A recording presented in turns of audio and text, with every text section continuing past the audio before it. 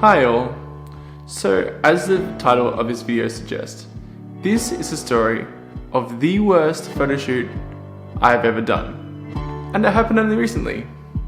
Now as a full disclaimer, I've done shoots where I've taken the wrong lens. I had to use a wider angle during a portrait shoot, or I didn't take enough batteries and I got 3/4 of the way through the shoot and I had to limit my shots because I didn't have enough batteries.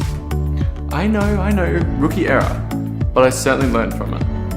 But as far as shoots goes, this one really takes the cake for the worst shoot ever. So myself, Rob and Ron. Ron was the guy who was with Rob for the last photo battle. Don't steal it! I got my shots. That's Ron. Decided we were going to leave the city and head out to this old church we'd gone past numerous times, each time vouching to stop there and take some good astro shots because of its ideal location. Being out in the middle of a paddock and having relatively high sky visibility and only having minimal tree surroundings. Except this time, it wouldn't be like most of our other astro outings. No, this time we were going to attempt the almost impossible. This time we were going to go out at night to fly the drone. So what could go wrong, right? Going out to farmland in the middle of the night to fly a drone to somewhere it had just snowed not a fortnight ago? Nothing could go wrong, right? Nope, absolutely zero. I remember thinking how naive I was. So we're driving up in the car, and as we're driving along, we notice there's a few clouds up in the sky. We think, oh, clouds aren't great for astro, but that's okay. We're flying drones, we're not doing astro. It'd be great to have some stars in the image, but it's not essential. All we need is for it to be dark enough to get some long exposures of the drone. In hindsight, that probably should have been strike one, but we always try and look on the bright side of things at that point in time. We eventually arrived, and as we were getting ready, I was setting up this new video mic that I recently acquired. Shout out to Ray for helping me out with that one. So I start recording and everything is fine. 30 minutes passes and I look back on my camera and I realize the light is not on. The green light on the back of my camera is not on, which means at this point in time, my stomach kind of drops because I realize that for the past 30 to 40 minutes, the camera's been recording, but the mic has not been recording. And so I have all this footage that now does not have any sound. But no big issue, I think to myself. I'll just re-record everything. It is what it is, so be it. Move on. We've put together this little DIY drone setup for getting the long exposures and the light trails around this church. We've done a bit of B-roll. We've got some little cool hack job effect look. It's looking pretty good. Everything's going fine. There's no audio on my footage, but that's on me. Is what it is. Move on, like I said. All I need to do now is power on the Mavic and get it up in the air, and we should be off to the races.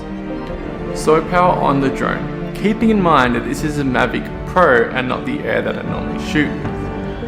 And this is a drone that hasn't been used in around 12 months, considering I got it repaired and then have been using the Mavic Air ever since. So after I got it repaired, I haven't actually powered it on or used it since then. But I figured, hey, it wasn't an issue before, it shouldn't be an issue now. Last time I used it, I just set it up, got it up in the air, and everything was fine. But I figured it wasn't an issue before, why would it be an issue now? So I get to the final stage of the app, just for it to say, please verify your email. So I chuck my email in, no worries. Please confirm in the separate email that we sent to you. So I go over and check my email. Nothing there. No worries, it'll just take a few minutes. These things can happen. So I wait. And I wait. So I wait some more. no email. What is going on? It's been 5 minutes already. So I checked my spam, junk, inbox, outbox, media box. I turned that email inside out and still no email. At this stage, I'm just standing there looking at the drone I've just spent the last 20 minutes wrapping up to ensure I get the best results. Just to realize that I've been stopped by a simple verification email that hasn't come through from DJI.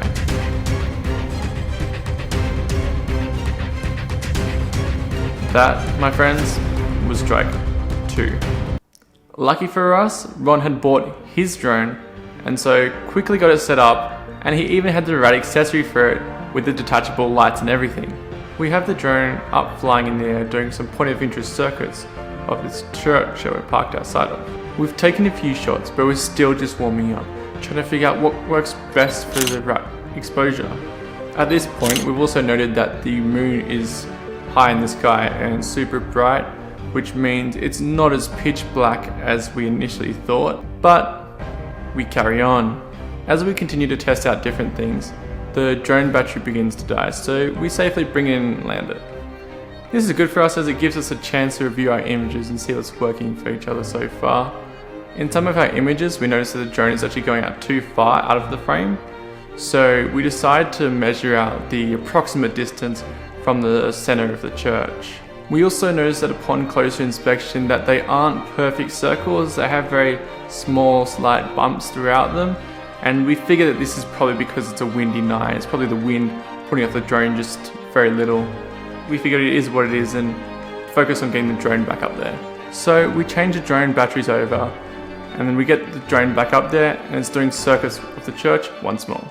On the first lap of the second battery, we notice that the drone comes very close to an adjacent tree. We notice this because we literally hear it cut the leaves with the propellers. But we figure, go for another lap, see what happens. And to our surprise, the drone continues for another 2 or 3 laps. And then it happens. The drone goes rogue. It goes around the side without the trees, and then as it's coming around the side with the trees, it goes up prematurely and comes down just in time to hit the trees. The drone runs into the trees. So we all stop what we're doing immediately and run towards the tree that the drone is now stuck in. That is the drone stuck in one of the trees. So Rob is currently trying to get it down.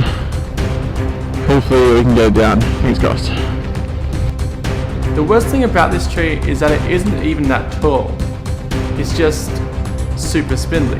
As we get there, we notice that the drone seems to be hanging on one of the taller branches of this tree. No worries, give it a few bumps, it should come right down, right? We've all tried bumping the tree from the bottom and are now considering our next option. We've resorted to going for a walk away from the church to try and find a branch long enough that will hopefully push the drone down from the spot it's stuck in. We've managed to find a tall dead branch long enough that's able to reach the drone, as we've now realised that it is in quite a secure spot. The next 10 minutes was spent trying various combinations of leaning on the tree, trying to get the branch just high enough to hit the drone, trying to get the branch high enough to just tip the drone. Eventually it was decided to get Rob and myself on this big branch we had found to reach it up as far as we could go. We took one swipe, complete miss. We took our second swipe, close, but still a miss.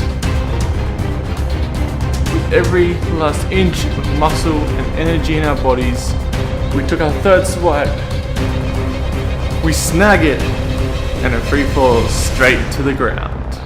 So yes, we did finally get the drone down. There were a few snapped props, but other than that, it was mostly intact, which is very lucky.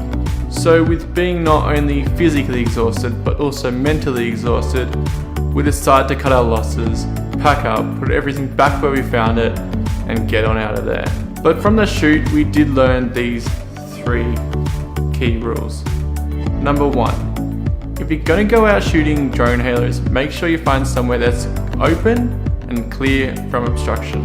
Number 2, make sure that when you go out there, there's no moon. You want it to be as dark as possible.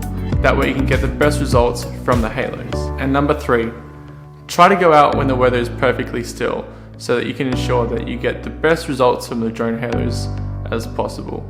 But yes, that is it for this video. I hope you guys enjoyed. Make sure to check out some of my other videos over here. But with that being said, I'll see you guys next time. See ya.